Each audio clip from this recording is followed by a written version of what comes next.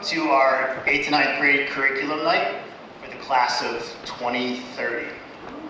Believe that number? You're getting old, parents. That's what's happening. We're getting old. The class of 2030. My name is Doug Walker. I'm the principal here at the high school. Just a little bit about me. This is my 14th year here at Chatham High School. And I'm happy to be here serving as the principal. I have with me tonight my assistant principal, Mrs. Geronda, and my other assistant principal, Mr. Henderson. And the other member of our administrative team is Mr. Dio Conzo, who is our athletic director, who is at the girls' varsity basketball game right now. But that makes up our team. And so tonight's presentation is what we call Curriculum Night. And the purpose of this is to talk about the transition from 8th grade to 9th grade when it comes to courses, building a schedule, because that's what we're about to start that process now. So tonight we're going to talk about those types of things, about the scheduling process, about our course catalog, course levels, and our electives that are available. We're going to touch on all of those. The next phase in this process will be what we call our 8th grade orientation, which will happen in May or early June. And in that, we'll have a parent presentation here in the evening, and we'll also have a presentation for the students in which they'll come here to the high school, and we'll speak to them and take them on a tour of the building while kids are here in session, so they can kind of get a feel for what's happening in the building.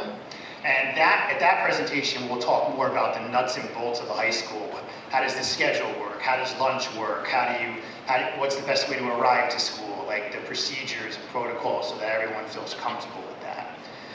And then the third transitional program that we'll have, which will happen in late August, is we'll have an open house. And during that time, it's during the day in August, students can come into the building with their schedules and walk the building and find their classes. And we have upperclassmen students surround the building to help them navigate that.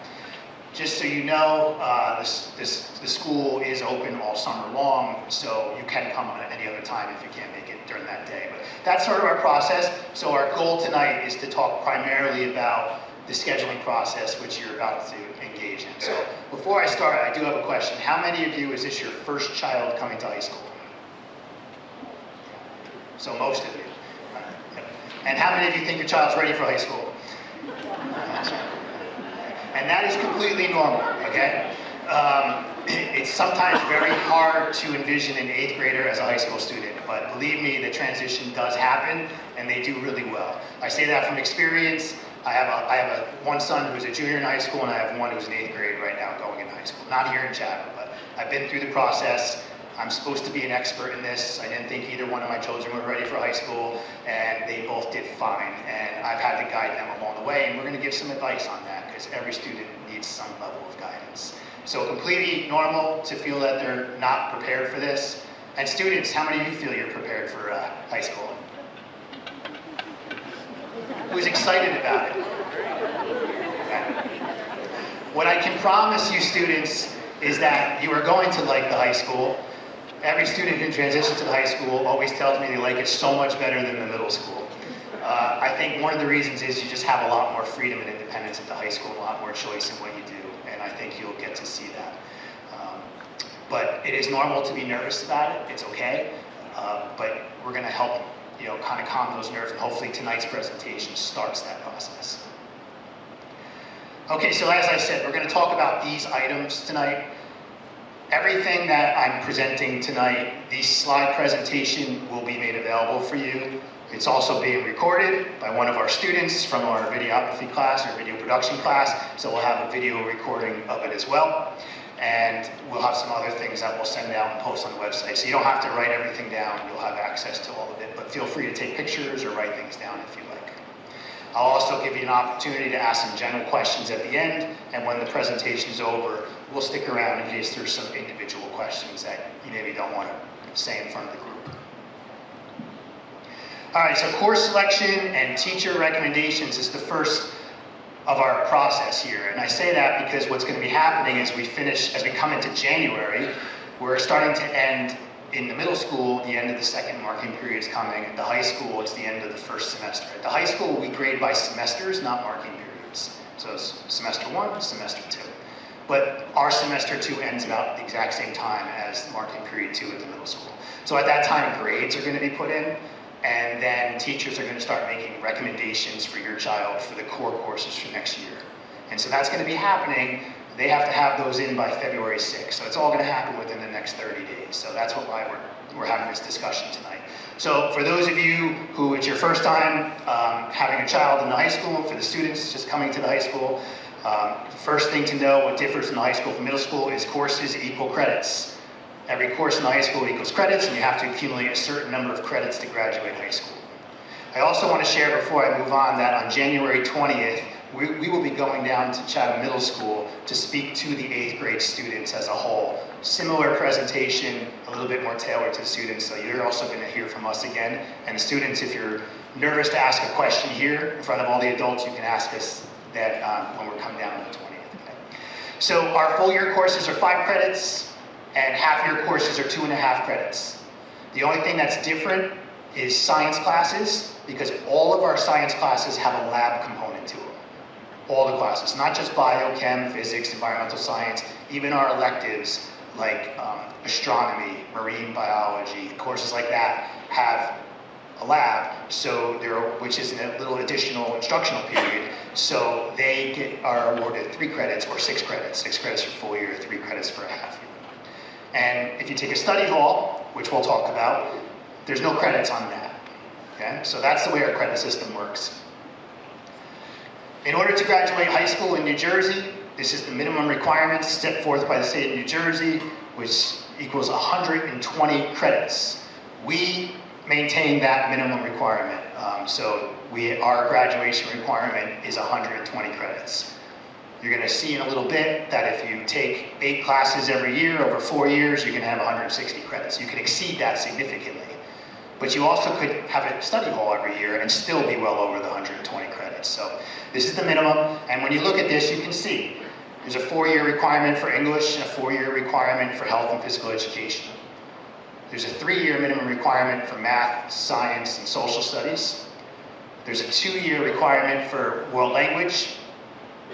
There is the requirement to earn 5 credits, so either 2 semesters or 1 full year in electives in the category of visual performing arts, which Mr. Henderson will share some of those options with you this evening.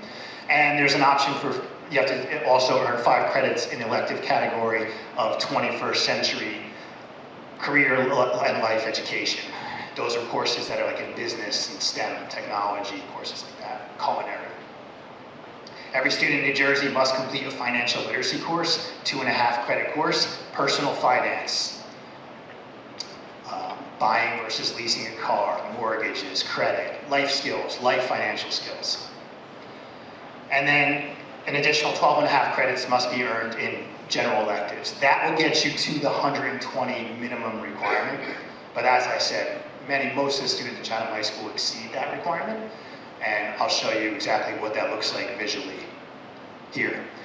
So here's an example of a 4-year worksheet, sample 9th grade student. This is with just the minimum requirements filled in on the core courses. Every student's going to have some level of English 9. I'll talk about course levels in a moment.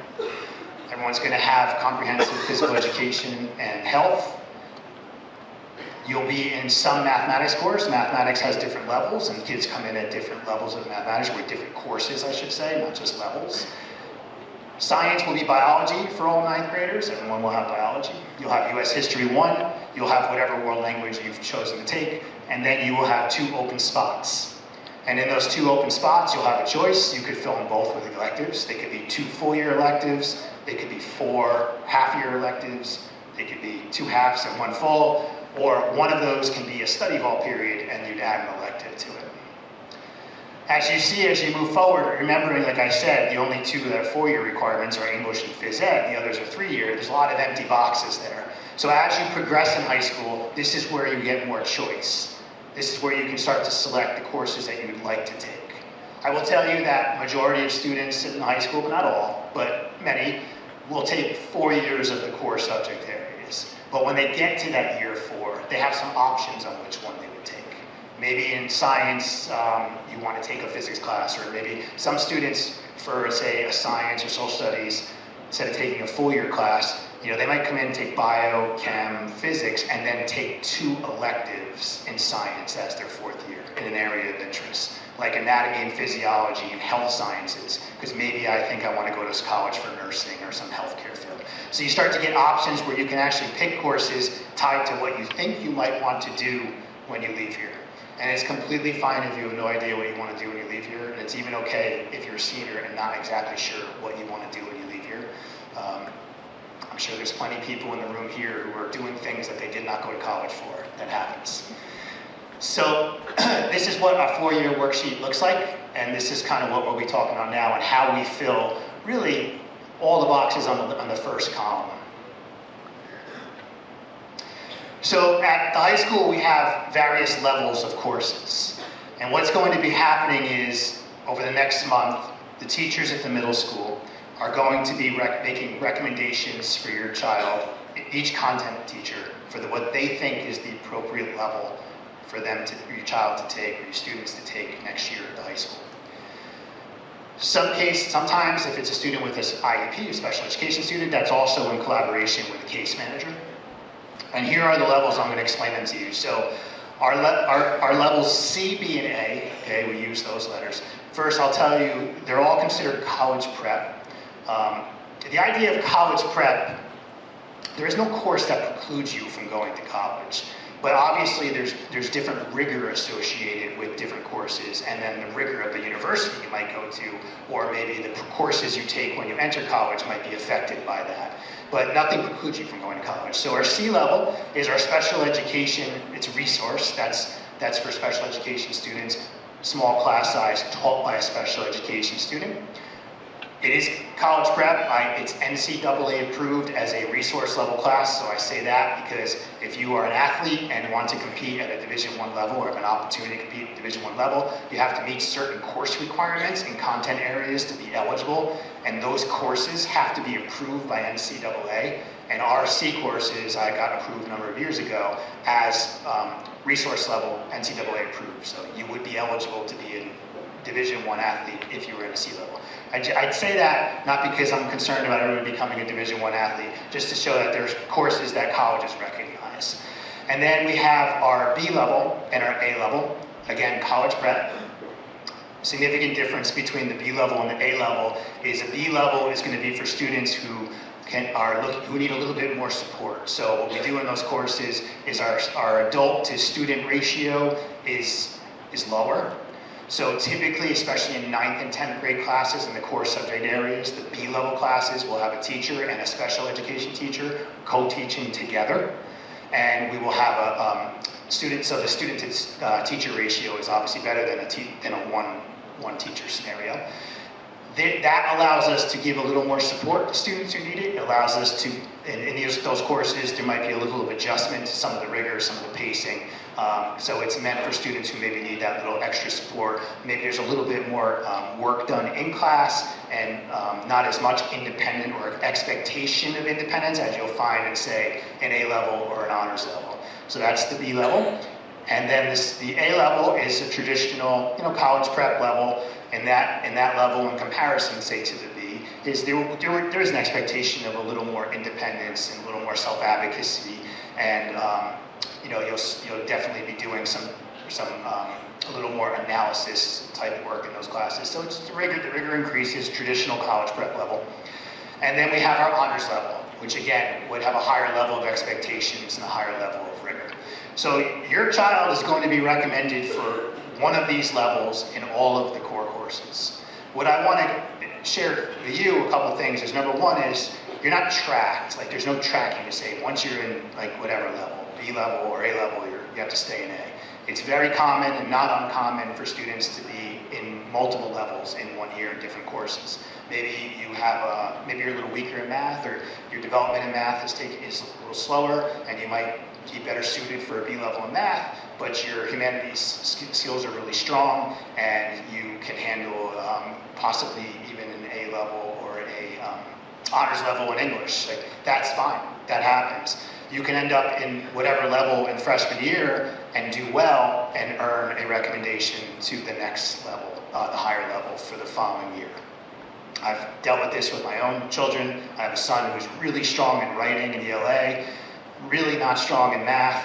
You know, if you look at his schedules, he's AP honors and ELAs in history, and he's A level in math and sometimes science. So it's not uncommon and totally fine. And so, you know, what I will tell you when it comes to these levels and these recommendations is that it's really important that you consider what the teachers are recommending. And I'll talk a little bit in a slide or two about what they actually evaluate as they do these recommendations and why it's important to really consider following those, because transitioning into high school and setting that foundation is so important, and you really want to set off on good footing. So, but before I go into that, you know, I'll talk a little bit about, I talked about the levels, so I want to talk in general terms, like what will you recognize at the high school, what's going to look familiar, and then what's going to look different. So what's going to look familiar, you know, I put some bullets up here. In English, you're still going to be writing in various forms. You're going to be reading from a variety of genres, nonfiction, fiction, and such. You're going to be conducting literature analysis. You do that now in the middle school. In social studies, you're still going to be analyzing and interpreting primary and secondary source evidence. You're going to be supporting any judgments. You're going to be doing some writing. You're going to be making claims, finding evidence, looking at history from various lenses. Same thing you're doing now, whether you realize it or not. Students, that's what you're doing in middle school right now. In math, it's still focused on problem solving problems in different ways, and it will be very similar in some ways to what you're doing. A lot of collaboration, a lot of experiential learning in math, discovery learning, conceptual understanding of math, as you do now in the middle school. You'll still see that here.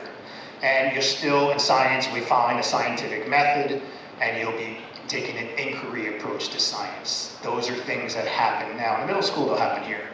How it will look a little bit different here at the high school? Well, for one thing, in each of these areas, the rigor is going to increase. And so in English, there'll be more of an expectation for reading, maybe the volume of writing. And in English and social studies, you're going to see that'll be a little bit more than probably what you're seeing now. There'll be expectation of a little more sophistication analysis of texts, some things like Socratic discussions in your classes. There'll be increased expectations for your ability to explain your process in math, conceptually understand math, a lot of real world connections. There'll be a lot of obviously laboratory skills in science because all of our science courses have a lab component to them. And you're also going to find that you'll have more interactions with students across grade levels because many of our classes sometimes are mixed grade level, especially electives. So it wouldn't be uncommon as a freshman to have a class that in an elective that maybe has some juniors or seniors in them. And so you might find yourself working in group work with some upperclassmen and such, and I think that's a really great experience. And so those things will look a little bit different. I don't tell you this to scare you because our teachers do an amazing job of building these skills with you together. I think what you'll find in our curriculum, no matter which level you're in, our primary focus here is a skills-based curriculum. We focus on content, there's no question, we focus on content. But I ask the parents in the room, how much of the content from high school do you remember? How much of the math or that? But it's the skills, right? It's the ability to think critically, to write, to make an argument, to defend an argument, to problem solve. Those skills are what we really focus on, and so you'll find that in our courses that we really prioritize the skill development at all the levels. So teacher recommendations, what goes into that? They are not just looking at what is your grade. That is one component of it. How are you doing in their class? Absolutely, so that's overall achievement. But they are looking at, they want to make sure that they're recommending the course that they think is going to challenge you appropriately next year. And so they look at, they also know what's expected in the course they're recommending for. There's a lot of articulation between the high school teachers and the middle school teachers. The supervisors are K-12. They have meetings, articulation meetings with both schools. We've had a number of middle school teachers coming up over the years, this year included, visiting our classes so they have a real understanding of what's happening in those classes so that they can make the appropriate recommendations.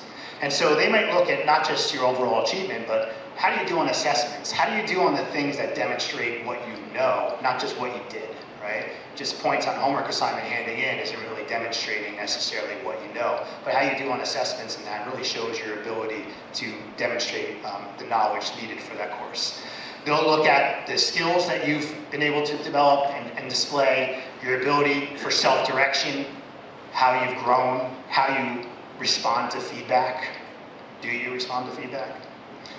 Your ability to maintain the pacing and the rigor that could be associated with the course you're being recommended to, and how much support do you need on a day-to-day basis. And based on those things, they'll make the determination which of those levels they think is the most appropriate.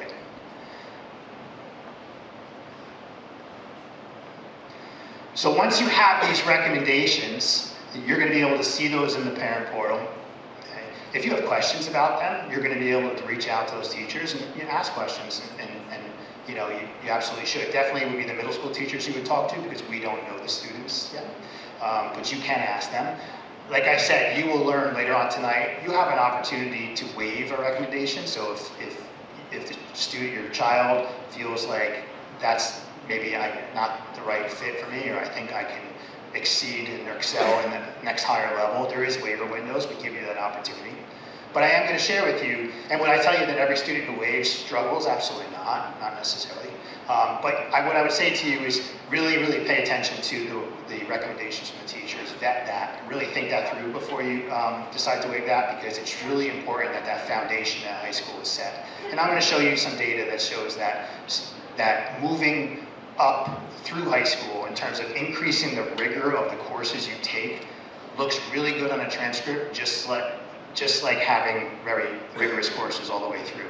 The idea of showing growth, showing that you're willing to take some risks, showing that you're willing to stretch yourself, and showing that over time actually is perceived really well by post-secondary institutions. So you'll have an opportunity to look at those on the portal. It'll probably be around the week of February 7th or so. All that, I think I did send out to you the timeline, scheduling timeline, right? And I know it was before the holidays, so it seems like 8 months ago. But I will, of course, send it to you again. And then you're going to have an opportunity to also look at electives that you could take. And the primary document that you're going to use for this is our program of studies. Program of studies is our entire course catalog. The beginning of it has some of our policies related to courses and schedules, so I suggest you take a look at that as well. But it has all of our courses by department, the sequences, so you can look ahead too, right? And the electives. Now, the program of studies for next school year has to be board approved every year before I can publish it. I've presented it to our Board of Ed Curriculum Committee, including our new courses that we're proposing for next year. And I will be presenting it now to the Board of Ed on Monday night at the public meeting for final approval. So I can't share it until it's board approved on Monday, so I won't be able to post that for you until Monday. But I can tell you that there really isn't significant differences from the program of studies from this current year. So if you look at it, what's not going to be in there are the new courses that we're proposing for next year, which are pretty much elective courses. And so you'll hear about those. But our program of studies, each department will have a flow chart. So here's an example of the English department. When you open up that document, you're going to first see a flow chart of courses, and you can see some progressions, right? So if you start off in English 9C, you may go to 10C, 11C, 12C, and we have it going horizontal across. But what I wanted to stress, and like I said before, you can go like this, and like this. So you might start off in 9B, and then in 10th grade, you're recommended for 10A. Or in B, start off in 9A and then get recommended for honors 10. There's nothing, you can move back and forth, not a problem. And we have our 5-credit core courses, your 4th year options in senior year. Remember I mentioned as you get up in the grades, you get a little more choice. So in senior year, if you look under the English 11A, 9, 10, 11A, you got 3 different courses you can choose from there. Contemporary fiction, contemporary nonfiction, global literature. So you start to get more choice as you get up into the grade levels. And then we have some semester electives here that you could just take to fill slots, to fill your schedule, to exceed the 120 credit requirements. And those are our elective classes. This is just one example. You'll find a diagram like this for every department. When you open up the program of studies below this, you'll see a listing of courses. Essentially, every course will have a title. It will tell you what grade levels are eligible to take that course. It will tell you if it's a full year or a half year, so 2.5 credits or 5 credits. If it's a science class, it'll be 6 or 3. And are there any prerequisites for that class, courses you need to take before? So as you are looking at this, students and parents together, and you're thinking about the electives you want to take in 9th grade, it's nice to look ahead, right? Because if you see a course that really interests you, and you say, wow, I'd love to take that course, look at what the prerequisites are, and you want to start taking those earlier so that you're prepared for those when the time comes. What you're going to find, and I don't want to steal the thunder from Mr. Henderson, is we have a lot of great elective options here. And I think that it's a really great part of our program, and you'll find many of them are semester courses and not full year, and that's by design, because in my vision and our vision and the data suggests, high school should be a time for you to explore, try things that you might be interested in, and so here you have options to take a semester course and try it out, see if it interests you, because you're trying to decide now, what do I maybe want to study when I move on? And you're going to see some really great courses we have. And you might take one of these courses and say, my goodness, I never want to do that again. And you only had to survive a semester of it, and you know computer science is off the table, right? And you'll move on to something else. And so I encourage you, as you're looking at these electives, to not be afraid to take some chance. If something interests you and you think you might like it, take a shot at it. That's how you find out if it's going to be a good fit for you or not. This is your chance to do it. And I think we have some nice options. Again, our 9th grade worksheet looks like this. You're going to be talking now, I'm going to bring up Mr. Henderson in a moment. He's going to be talking about filling those 2 boxes down on the left-hand side. And he'll go through some of these options. And then I'll come back and sort of wrap things up and take questions, okay? Thank you.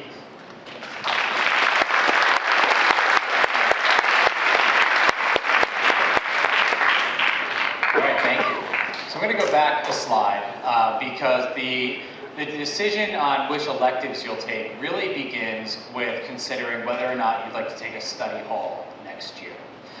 Students can take a full year study hall, they can take a half-year study hall, or they don't have to take a study hall at all. And that would determine how many spaces they have in the bottom 2 slots for either semester electives or a full year elective, depending on what they're interested in.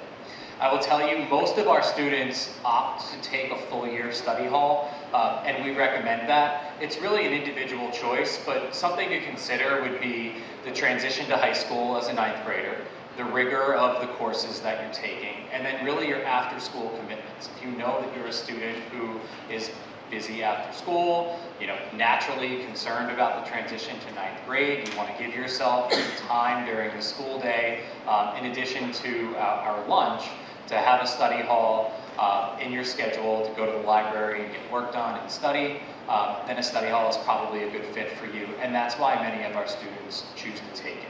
Again, a student can take a full year study hall all 4 years of high school and well exceed all of the graduation requirements and still find a little bit of balance. It also provides an opportunity to make up tests if there's any absences.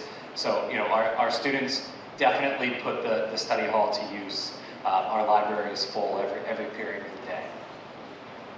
So moving on to the electives.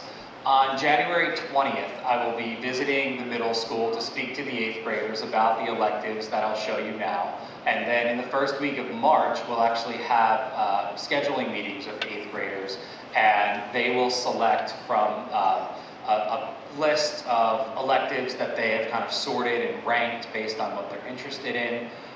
We will actually put those electives into their schedule and try to make it fit with the other courses they're recommended for. So you have about 2 months to really consider it, but when I go through all of the course offerings, I think you'll see why we want to give you so much time to look through things.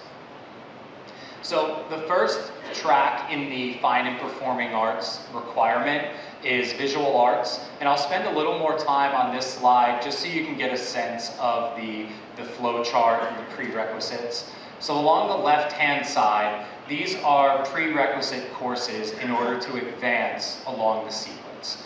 One of the prerequisites is Studio Art 8, and that's a CMS course. So any student who takes Studio Art 8 this year could actually move ahead in the sequence and start with Drawing 1, Ceramics 1, Sculpture, or Metal and Fiber Arts. Students who have not taken Studio Art 8 have an option of experiencing Fine Art, which is kind of a variety of introductory topics within art, or Visual Journaling, which is a newer course that we're offering that explores kind of visual ways to express thoughts and ideas within a journal. It's a really unique class. Once students complete those semester courses, then they can choose to continue on 2 different tracks within our art program. 2D art is along the top, Drawing 1, 2, and then ending with a full year AP drawing course, or the 3D art track, Ceramics, Sculpture, Metal and Fiber Arts. Eventually, if a student, again, were to take those courses throughout 3 or 4 years, they could get to the capstone AP 3D art. So you'll see that in each area, it follows a very similar pathway with introductory prerequisite courses and then ending with a capstone course. Along the bottom, we also have some standalone courses, Graphic Design 1 and 2, and that's for students who are interested in more computer-based graphic design art. And then finally, Explorations in Art. We have several electives titled Explorations in, and those are courses that require a recommendation from a student's case manager, part of the child study team, and those courses are specific to a student's special education program. Okay, so moving on, we also have courses in theater. We have Stagecraft 1 and 2, which focus on more of the production and the behind the scenes of a play or production. And then we have the theater courses for performers, Theater Arts 1, 2, and then the capstone being Honors Theater Arts Studio. Again, Explorations in Theater Arts is a semester class. So we kind of get a hang of the, again, the flow of the sequences. In our music classes, our music performance-based classes are full year. So on the left-hand side, these courses are available to 9th graders and any student who's interested, concert choir, orchestra, or symphonic band. And then the courses along the right, voices, chamber choir, orchestra, and wind ensemble, those are for grades 10, 11, and 12, and do require an audition or a teacher recommendation. Our music courses that are not performance-based, but more for students just interested in music, those are semester electives that are all listed on the right-hand side. Okay, so those 3 areas would fulfill the Fine and Performing Arts credit. Again, it's 5 credits, which is a full year, or 2 semester classes. If that's really an area of interest to you, you could certainly go beyond the 5 credits. And that's unique to each student. We also have a 5 credit requirement in 21st Century Life and Careers.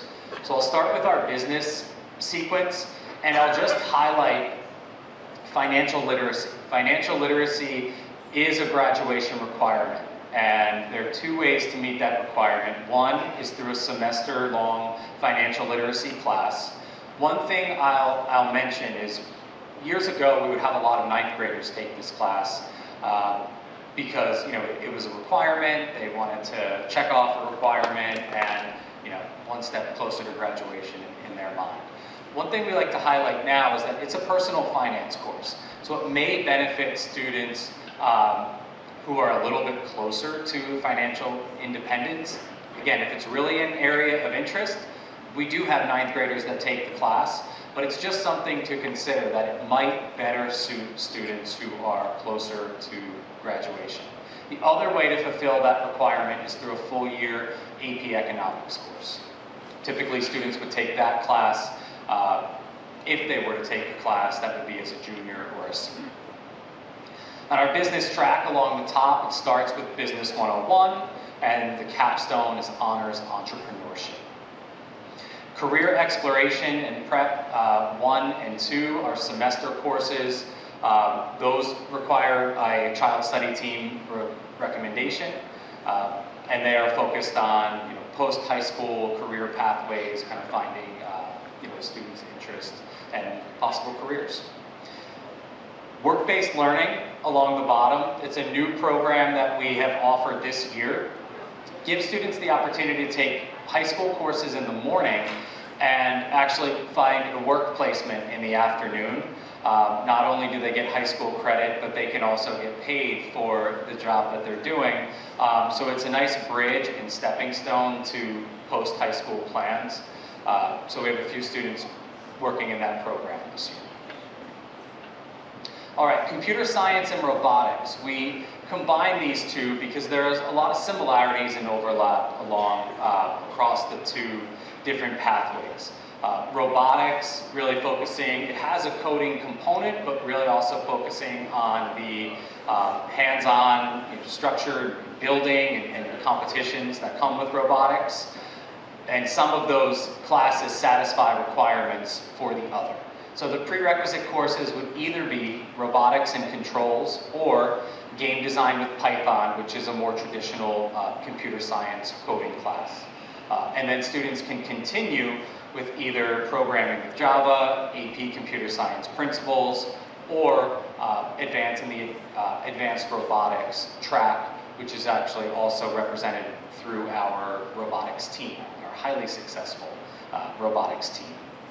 We have standalone electives in cybersecurity and AI literacy, which are two obviously relevant topics right now. Our engineering and architecture sequence, the introductory course is Intro to Design and Innovation. You have options for engineering design or architecture along the way, with Honors Design Studio being the senior capstone course, as well as our standalone elective Explorations in Technology. Video media, we have a track starting in 10th grade for video production. Students can then progress to TV production, a full year course, and then the honors capstone, honors short films, as well as a few standalone electives, digital media design, photography, and explorations in technology.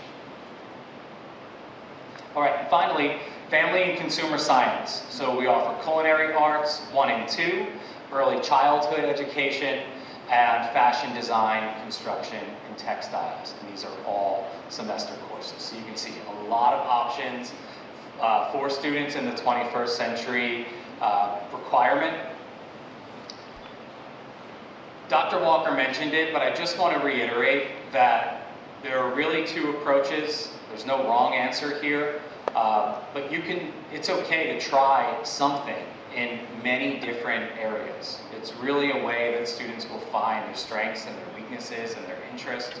And then once you do find something that you love or you feel that you're good at, you can see that there are many opportunities to pursue that in higher level courses and to really gain an understanding and experience in that topic before possibly pursuing that as a college major or career. Okay.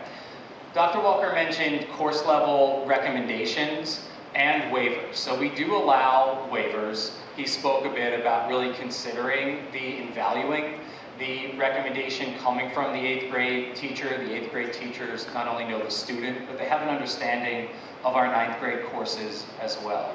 But with that being said, parents do have the ability to submit a waiver, and the waiver window is open from February 6th to March 12th, or March 13th. So during that window, you will see the recommendations for your child for 9th grade, and a waiver could be submitted by going to our high school counseling page, and the waiver, there are Google Forms available for each subject area. You would fill out the Google form, complete the information about your child, their current course, their recommended course, and a few more questions within the waiver. That waiver is submitted before we build the master schedule. So at that point, we can accommodate waivers and make sure that there are seats available for those students because we haven't yet built the master schedule. Once we build the master schedule throughout April, we will open up a second opportunity, a second waiver window from May 11th to May 15th. And that's really for students who maybe have shown a lot of improvement since the recommendation was made, or maybe they were unsure of their decision, but again, they have spoken with their teacher, or they're doing really well in the course, and they feel like they are ready to move to the next level or waive to a higher level. There is a second window to submit the waiver. At that point, since the schedule is already created, we can't guarantee that there would be a seat available. Of course, we do our best to accommodate, but there is at that point already a set number of sections running for each course, and then a maximum number of seats open in each section. So we do our best to accommodate, but there's no guarantee if you're submitting the waiver during the second window. The last thing I'll say about waivers is that a student who waives into a course must remain in that course through the first quarter of the year. We don't have marking periods, but that quarter cutoff date is typically in early November. And the grade that a student earns while they're in that course does follow them to, if they were to move down a level, it does follow them. So there's no weighting of the grade. They are required to stay in through the first 2.5 months of school. The grade follows them. And we just want to highlight that because that it's important to know there's a little bit of risk in submitting the waiver, and we want everyone to be aware of that. Okay. Our virtual course policy, students are not allowed to take virtual courses that are required core content classes. They are allowed to take electives or the financial literacy requirement virtually through an online provider. We contract with EduSeer. Most students are taking all of the courses in person, but there are some students who may want to take an elective over the summer, or take a study hall and take an elective virtually. There's more information, and if you have questions about the nuances, that's all highlighted in our virtual course policy on the website. And then we also offer an in-person, we'll be offering it this summer for the first time, an in-person geometry course. And that is only for students who are taking Algebra 1 in 9th grade. There's one opportunity to take geometry in between the summer of 9th grade going into 10th grade. So something that would be a year away for any of the current 8th graders, but just something to consider, and you would certainly get more information about that if you are taking Algebra 1 in 9th grade. You'll get information next year from your teacher. Okay, I'm going to pass it off to Dr. Walker to wrap up. Thank you all very much.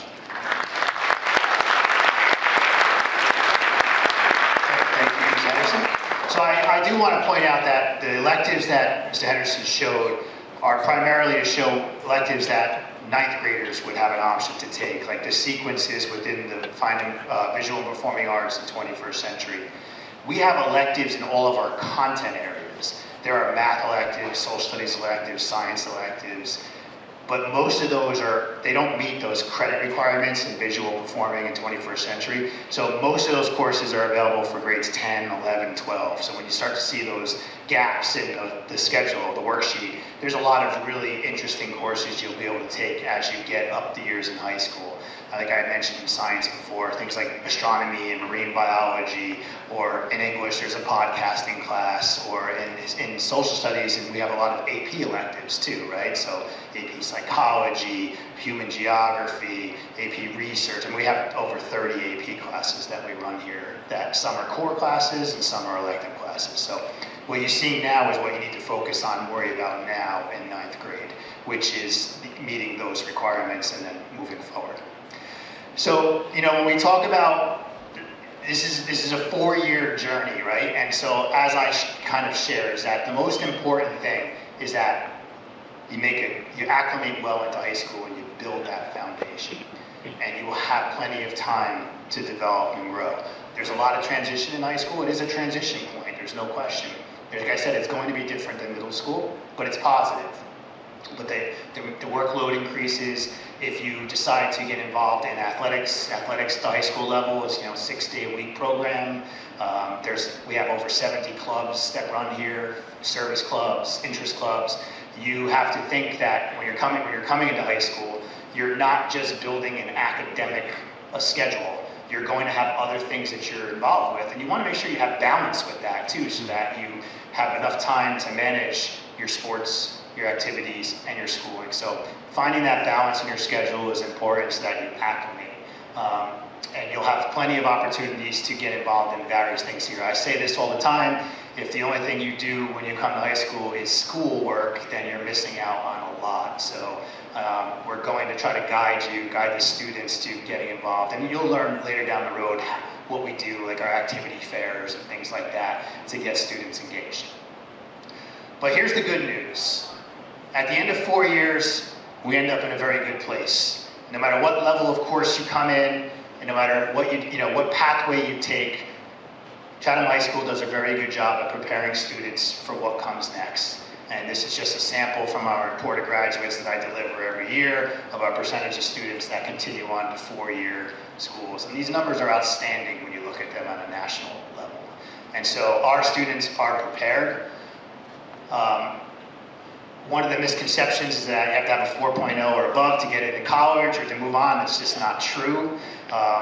Over 50% of our students have below a 4.0. And I can just give you an example, and I say this just because that there are different pathways for different individuals, and our outcomes are really strong no matter which pathway that you take.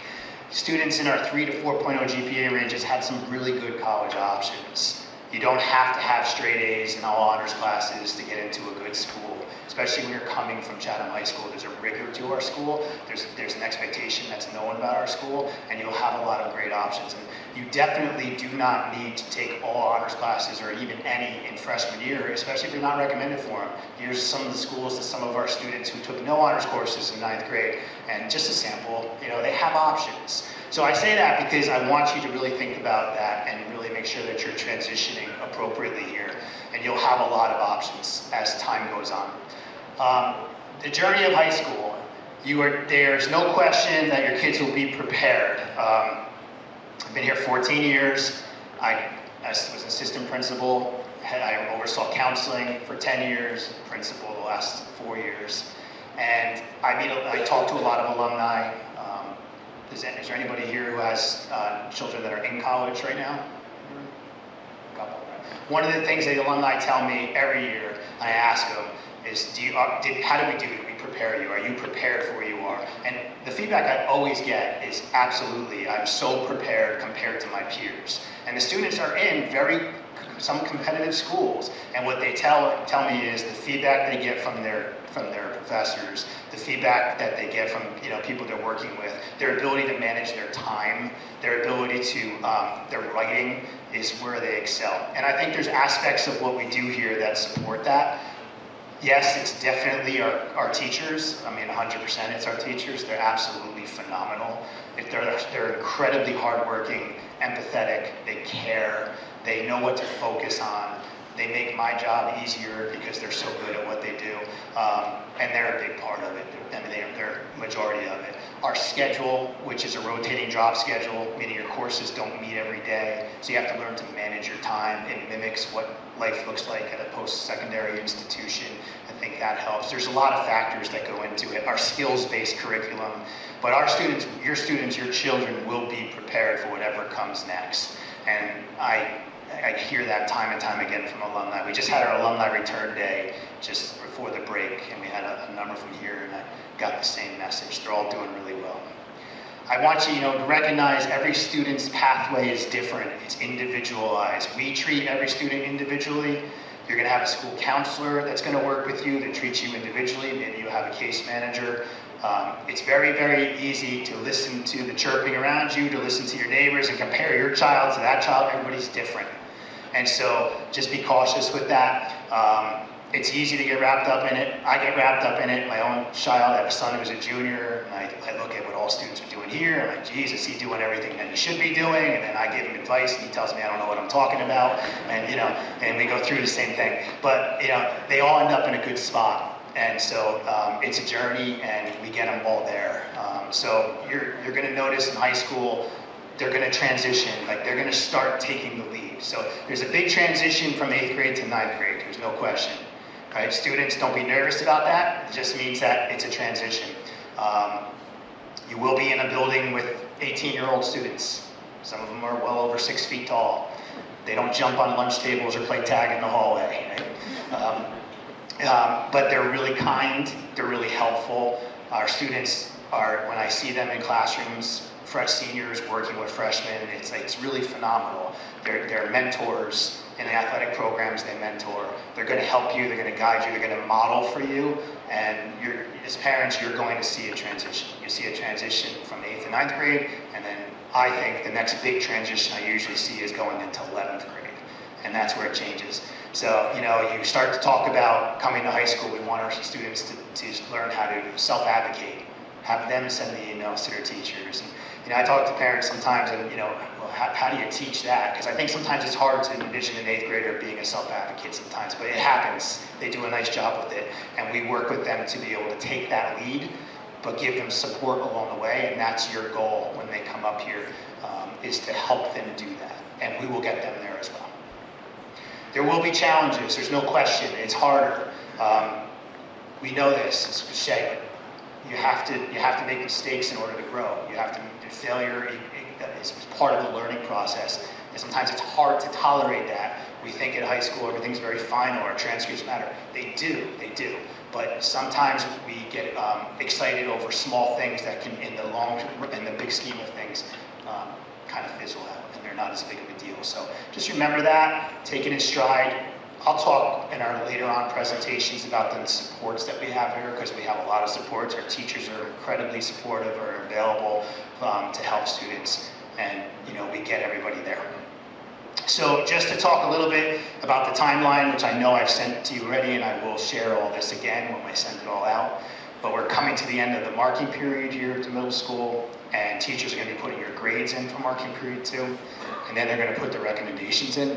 They have to be in by February 6th, and then following February 6th, you'll be able to go into the parent portal and see those recommendations, and then you're going to be asked to go in and select electives that you want to take that don't require a recommendation.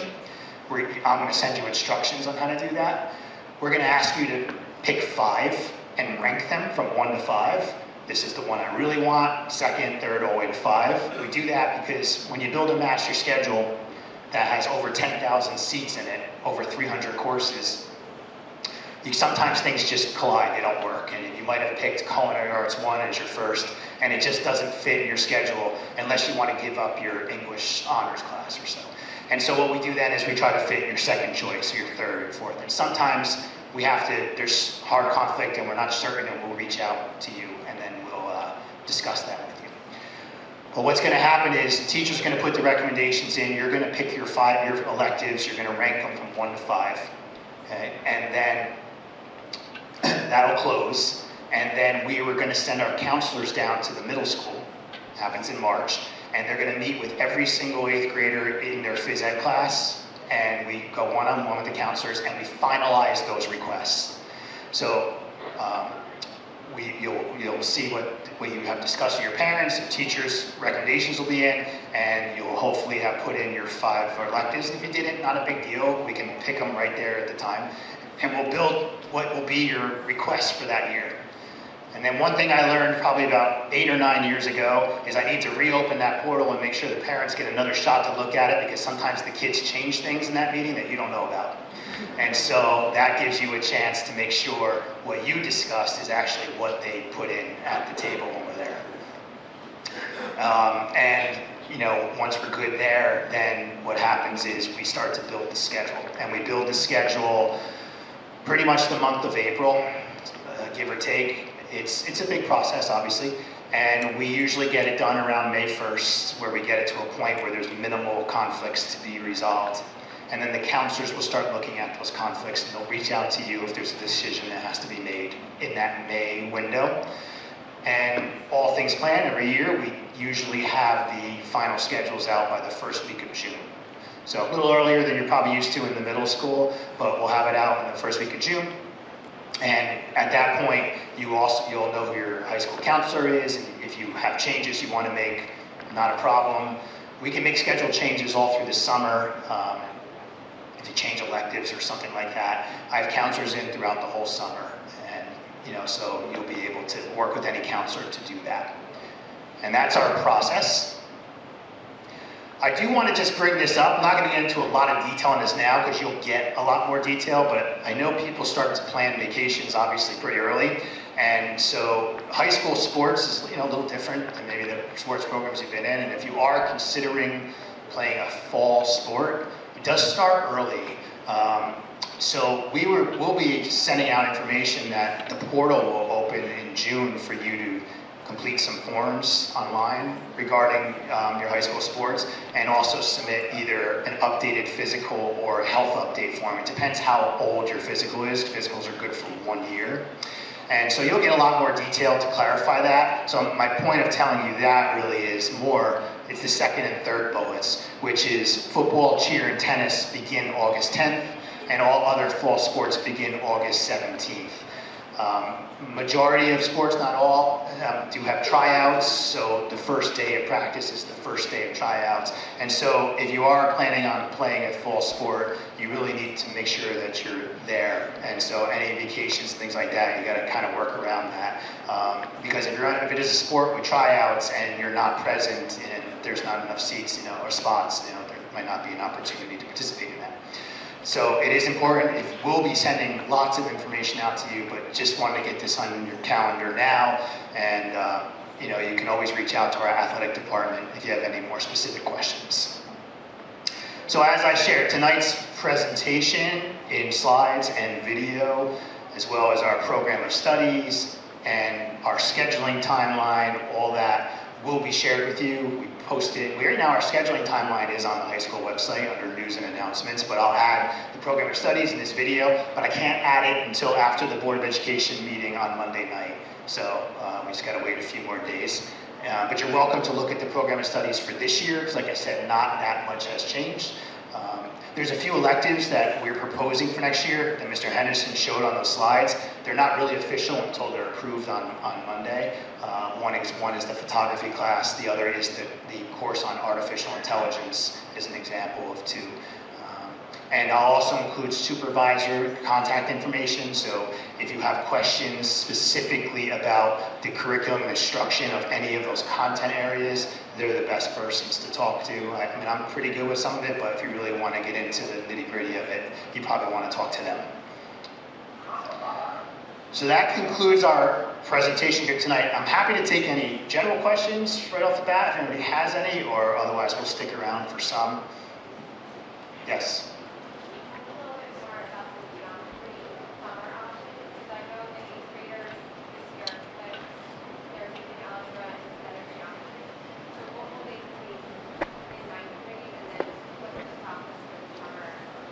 Yeah, so the typical sequence that we're on now is like I shouldn't say typical, because kids are on different tracks, but there's the majority of the students, a larger amount, will be taking Algebra 1 in 8th grade, and then geometry in 10th grade, and then, 9th grade, and then Algebra 2, pre-calc, calculus. Like that's the sequence.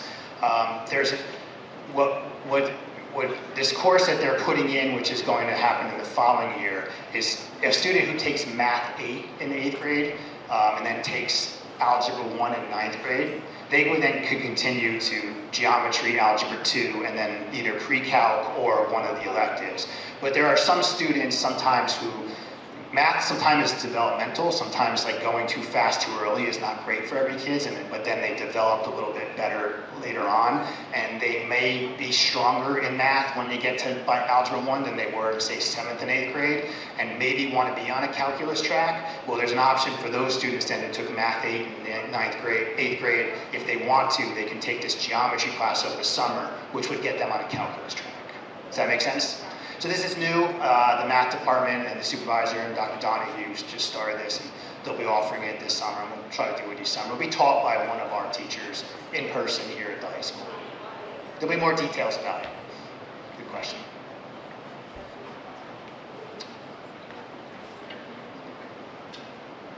know you have more questions, you're just being shy.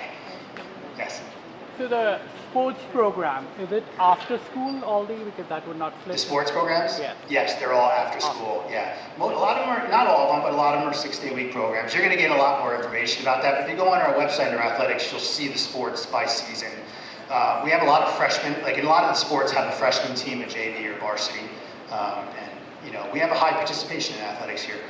You know, almost 500 athletes a season. We have a school of 1,200 students. But we also have a lot of participation in music, theater, and clubs as well, so pretty well-rounded that way. Lots of opportunities to get involved in different things here. Yes? Did you say if you play sports, do you still take gym? Yeah, so if you are on one of our school sports teams in season, you can be exempt from phys ed, but that's only in grades 10, 11, 12. And it's a little trickier at that because 10th grade, if it's a fall sport, you wouldn't because you have to take driver's ed, and driver's ed is in the fall, so yeah. Good question.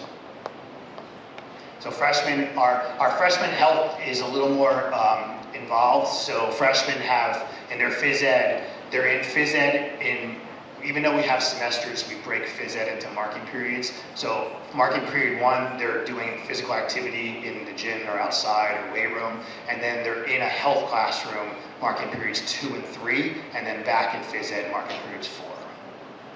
They have a more special curriculum. We do some team building activities. We're out on the ropes course, things like that.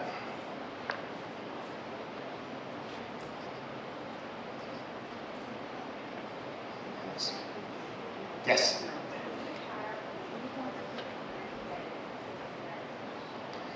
Question was, is it if you try out for a sport that you've never done before, is it harder to make? Not necessarily. Not every sport has tryouts because not every sport has cuts. Obviously, it depends on the sport. Some have small rosters, right? So you can only take so many players. Like basketball teams are smaller than a football team, or or even a lacrosse team.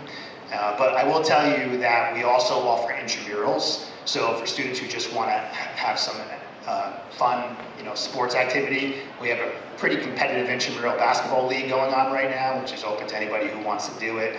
We've done pickleball as an intramural, volleyball. So there's other ways also if you just want to do something, a physical activity, but not necessarily be on a competitive sports team. Lots of options for that, and I encourage it. Yes. Debate? Yes, so that's one of our clubs. So we have probably 70 to 80 clubs that operate, and that's open for any grade level. And so one of the high school has, and we talk about this more in our next presentation, but we have a rotating drop schedule with a common lunch. So the whole school eats lunch at the same time, and so it's 1,200 students eating lunch all at once, which when I came here 14 years ago, I'm like, how does that work? But it's actually fine. Seniors have open campus, so seniors can go out to lunch, so they mostly do. They all come back every day, which is great.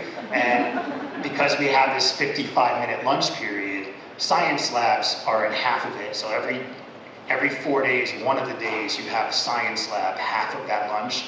So if your science class is the period before lunch, you stay for half of lunch. You understand that?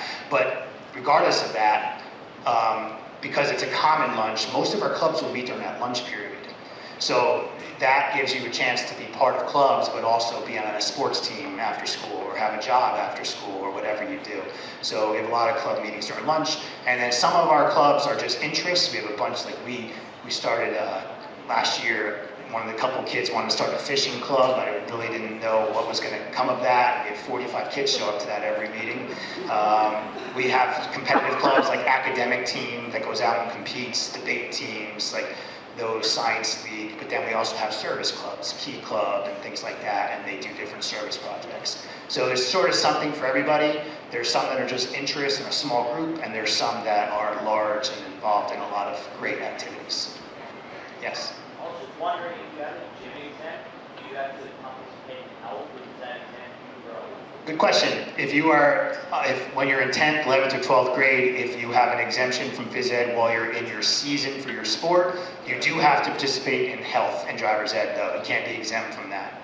And that's one marking period. So if that happens to line up with your sports season, then you don't really have a phys ed exemption per se.